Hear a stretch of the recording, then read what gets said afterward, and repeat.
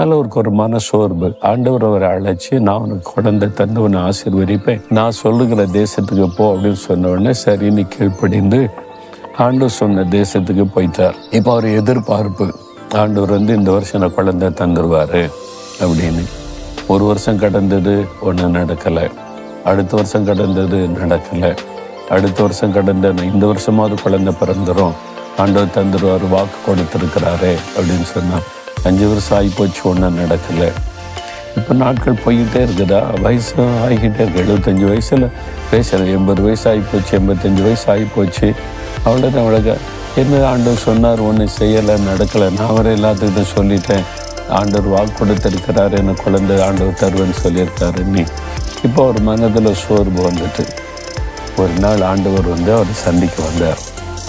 அவர் Abraham கூடாரத்தில் தூங்கிட்டு அந்த சமயத்தில் எழுப்பி ஆபிரகாமேன்னு கூப்பிட்டார். தேவன், பரலோகத்தின் தேவன் இறங்கி ஒரு மனிதனை பேர் சொல்லி கூப்பிடுகிறார்.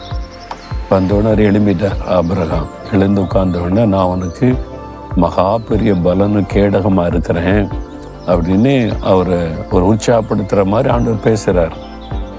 பேசின உடனே ஆபிரகாம் என்ன சொல்கிறாரு, ஆமாம், எனக்கு என்ன தெரிவிங்க ஆண்டவரே, நான் பிள்ளை இல்லாமல் இருக்கேனே அப்படின்னு பதில் சொல்கிறார். ஆண்டவர் என்ன சொல்கிறாரு, ஆபிரகாம் என்ன பதில் சொல்கிறார் பாருங்க.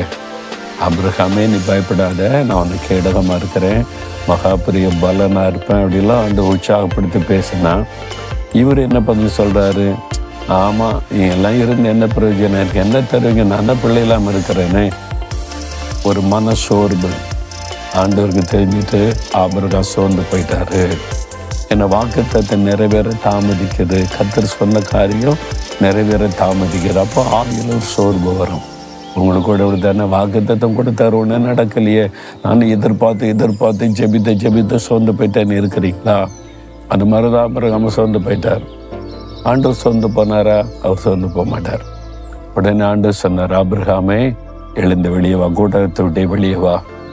வெளியே வந்தால் சரி, வான தன்னாந்து பாரு. ராத்திரி நேரம் பார்க்குற நட்சத்திரம் எண்ணி சொல்லி எத்தனை நட்சத்திரம் இருக்க ஒன்றால் எண்ணி பார்க்கலாம்.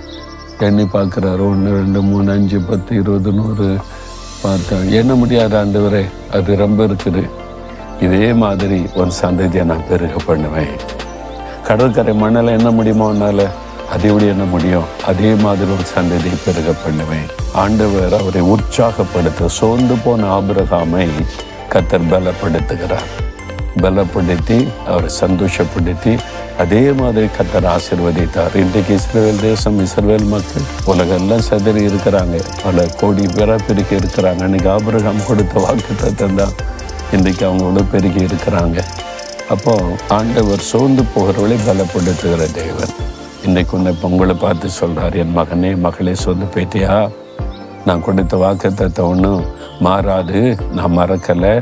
ஏற்ற வேலைக்காய் காத்திருக்கிற நிறைவேறும். நீ ஒருவேளை இன்னைக்கு எதை நிறைவேறலாம். கர்த்தருடைய வேலை, அதுக்காக ஆண்டவர் காத்திருக்கிறார். சரியான டைமில் அது நிறைவேறும். உங்கள் வாழ்க்கையில் ஆண்டவர் இன்றைக்கு அற்புதம் செய்ய போகிறார். என் வாழ்க்கையில் கூட கர்த்தர் வாக்கு கொடுத்து தான் என்னை அழைத்தார். சில சமயத்தில் மனசோர்வு பல சமயத்தில் வந்திருக்குது. சில ஜபம் வேண்டாம், ஒன்று வேண்டாம்லாம் நான் சோர்ந்து போய் படுத்திருக்கிற சமயம்லாம் உண்டு. அந்த ஆண்டவர் தட்டி எழுப்பி சோர்ந்து போகாத, நீ வா, நான் கூட இருக்கிற, நீ பலப்படுத்தி நடத்தி கொண்டு வந்தார். உங்களை இன்றைக்கி பலப்படுத்துகிறார். சோர்ந்திருக்கிற மகளே, சோர்ந்திருக்கிற மகனே, உங்களை பலப்படுத்துகிறார். இடம் கொள்ளுங்க, ஆண்டவர் காரியத்தை செய்ய போகிறார். இன்றைக்கு ஒரு அற்புதம் நடக்க போகிறது. விசுவாசிக்கிறீங்க?